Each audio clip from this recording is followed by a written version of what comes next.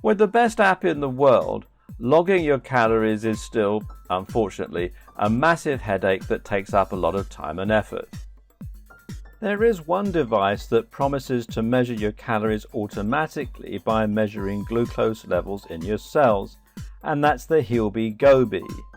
Unfortunately, most reviewers conclude that this technology doesn't quite work yet, but it's promising that it might be on the horizon someday. For now, sadly, a lot of professionals believe that this type of calorie measuring is just simply impossible. So, back to the problem at hand. How do you measure the calories you're eating without letting it drive you completely mad? One option is to take a more general approach. Try this. Monitor your caloric intake for a few days. Look at things you eat regularly. For instance, maybe you have the same cereal every morning or a petit croissant for lunch. If you don't, well then maybe it's time that you started. Eating consistently makes it much easier to track your calories as well as to find a routine that works for you. Now, what you're going to do is simply look for the biggest calorie culprits that you can cut out or swap. If that chocolate cereal is full of sugar, then you might just want to swap it for something a little plainer, like some oatmeal. Likewise, you can swap out your soda drink for water.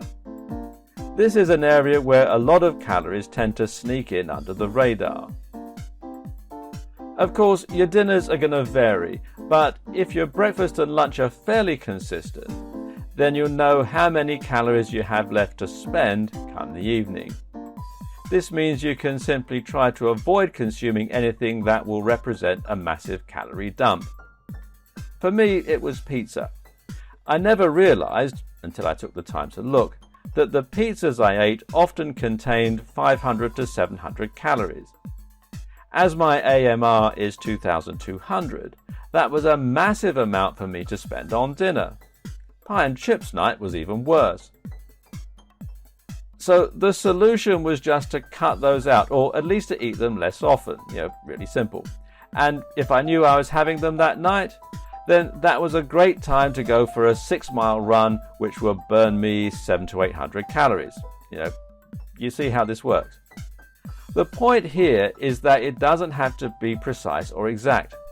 Just measure enough to get a general idea and then afford yourself a little flexibility to try and avoid driving yourself completely insane. Another thing to consider in respect of all this is that there is no way that you can possibly learn your exact calorie intake or burn. It's just too varied. Of course, there are different numbers of calories in apples, for example. And likewise, your testosterone fluctuates every single day, which in turn has a big impact on your ability to burn calories. So don't try and track it precisely.